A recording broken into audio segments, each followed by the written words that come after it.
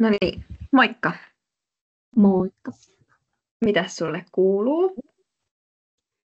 No ihan ok. Vähän väsyttää ja tietenkin mietin, että miksi minut on kutsuttu tämmöiseen tilanteeseen. No, meillä on tässä nyt toinen tarkkailija seuraamassa meidän keskustelua tuolta HR:stä, Elina. Moi. Moi. Ja sut on kutsuttu tänne siis sen takia, että susta on tullut huonoa asiakaspalautetta. Ja mä luen sen nyt sulle tässä ääneen. Elikkä kävin myymälässäni viime viikolla ja en ollut tyytyväinen palveluun. Kun tulin myymälään, myyjän ei huomioinut minua mitenkään. Hän kyllä huomasi minut, mutta jatkoi muita ilmeisesti tärkeämpiä töitään kuin paikalla olevan asiakkaan palvelu. Toivottavasti otatte asian puheeksi työntekijän kanssa, jotta tällainen ei toistuisi. Muistatko sä tällaisen tilanteen ja osaisitko sä kertoa siitä vähän omin sanoin? No joo, muistan tai on mielikuva, että mikä tilanne tuo on voinut olla.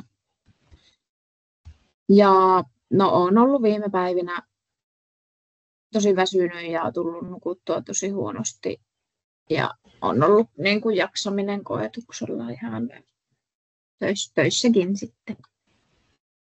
Se on kyllä tosi ikävä kuulla. Me halutaan kyllä tukea sun jaksamista, mutta asiakas on kuitenkin aina tärkein ja asiakaspalvelu on tärkein työtehtävä. Valitettavasti tämä on nyt johtanut tyytymättömään asiakkaaseen ja toivotaan, että jatkossa toimisit toisin ja huomioit kaikki asiakkaat. Ollaanko me kuitenkin yhtä mieltä, että tässä on toimittu nyt väärin? Joo, kyllä me ollaan yhtä mieltä. Hyvä. Me voitaisiin nyt yhdessä pohtia, että miten me lähdettäisiin tätä parantamaan. Että tulisiko sulla vaikka mieleen jonkunlainen tavoite, mikä voitaisiin asettaa tässä muutaman kuukauden päähän? No, toki haluan jatkossa parempaa asiakaspalautetta ja että ne asiakkaat, keitä palvelen, on sitten tyytyväisiä. Ja miten sä itse hyötyisit tästä ja miten koko yritys voisi tästä hyötyä? No itse hyötyy tietenkin, että oma myynti paranee ja sitä myötä tietenkin myös yritys hyötyy. Ja sitten kun saa asiakkaan tyytyväiseksi, niin hän todennäköisesti palaa takaisin myös myymälään. Kyllä. Entäs missä me tällä hetkellä mennään, että jos peilataan tuohon tavoitteeseen? No kyllä se osittain toteutuu, että kyllähän me saan hyvääkin palautetta, mutta toivon, että en saisi sitten ollenkaan tuommoista huonoa asiakaspalautetta. Koetko, että sä tarvisit apua tai jotain työkaluja, että päästäisiin tuohon tavoitteeseen? No minkälaisia ne vaihtoehdot siihen voisi olla? Esimerkiksi jotain lisäkoulutuksia tai lisäperehdytystä tai sitten ihan vain sparrailua työntekijöiden, muiden työntekijöiden ja esihenkilön kanssa. No emme varmaan mitään tuommoista tukea tarvitse, että ehkä nyt tärkein pitää huolta omasta hyvinvoinnista ja panostaa uneen ja lepoon ja siihen omaan jaksamiseen. Koetko, että sulla olisi tällä hetkellä liikaa töitä tai että ne olisi liian kuormittavia? Onko sulla niin kuin vapaa-aika ja työaika tasapainossa? No nyt kun kysyit, niin ehkä voisi kyllä vähän keventää työtaakkaa, mutta muutoin niin täytyy panostaa siihen uneen ja omaan hyvinvointiin.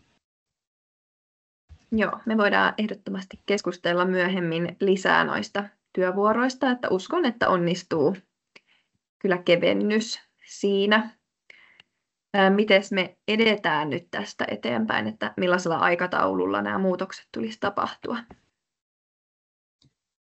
No heti tästä päivästä alkaen, tai että kun seuraavan kerran tuun työvuoroon, niin otan tämän huomioon ja palvelen asiakkaat aina ensin hyvin ja sitten vasta ne muut työtehtävät.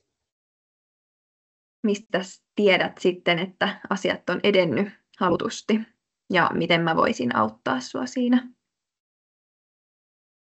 No tiedän siitä, että jos ja kun seuraa asiakaspalautteita ja ainakaan ei tarvitsisi tulla enää tai saisi tulla negatiivisia palautteita ja ehkä sulta toivoisin semmoista ymmärrystä ja tukea tilanteeseen, että nyt on aika hankala ja raskas elämäntilanne, niin se on valitettavasti on peilaantunut myös töihin.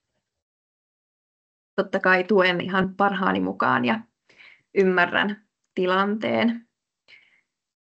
Nytten toi tarkkailija antaa sitten palautetta tästä keskustelusta. Joo, kiitos teille siitä, että tämä keskustelu oli avoin ja rakentava. Oli tosi selkeä, että molemmat osapuolet oli oikeasti mukana ja halusivat samaa, eli tässä tapauksessa parantaa sitä asiakastyytyväisyyttä ja tukea jaksamista työssä. Ja tämän keskustelun tavoite tuli hyvin selväksi. Julia avasi selkeästi, miksi tätä keskustelua käytiin, ja yhdessä te Suvin kanssa saitte aikaan konkreettisen tavoitteen asiakaspalautteen parantamiseksi. Ja se ohjaa tekemistä juuri sinne, mihin pitääkin, eli laadukkaaseen asiakaspalveluun. Tämä palaute oli ymmärrettävää, tuli oikeaan aikaan ja oli rehellistä. Tämä asiakaspalaute tuotiin esiin asiallisesti ja Suville annettiin mahdollisuus kertoa oma näkemyksensä. Ja Julia käsitteli palautetta harkiten ja empaattisesti, mikä loi turvallisen ja luottamuksellisen ilmapiirin. Tämä keskustelu oli vuorovaikutteista ja ratkaisuja etsittiin yhdessä. Suvi oli hyvin mukana tässä tavoitteen asettamisessa kuin toimintapiteiden suunnittelussa. Julia tarjosi tukea ja vaihtoehtoja, mutta antoi myös tilaa Suville pohtia, mitä oikeasti tarvitsee. Tämä palaute oli kuvailevaa ja pysyi asiassa, eli tässä keskityttiin konkreettiseen tilanteeseen, ei vain ihmiseen. Ja se teki keskustelusta rakentavan ja auttoi Suvia näkemään, miten voi itse vaikuttaa asioihin. Ja tässä keskustelun lopussa sovittiin selkeä suunnitelma ja aikataulu, mikä auttaa seuraamaan, miten homma etenee ja saadaan tuloksia aikaan. Ja sanoisin, että kaiken kaikkiaan tämä keskustelu oli hyvä esimerkki toimivasta palautekulttuurista, joka tukee oppimista, kehittymistä ja hyvinvointia. Ja jatkakaa samaan malliin, kuunteleva, tavoitteellinen ja rehellinen vuorovaikutus vie pitkälle. Kiitos teille. Kiitos. Kiitos.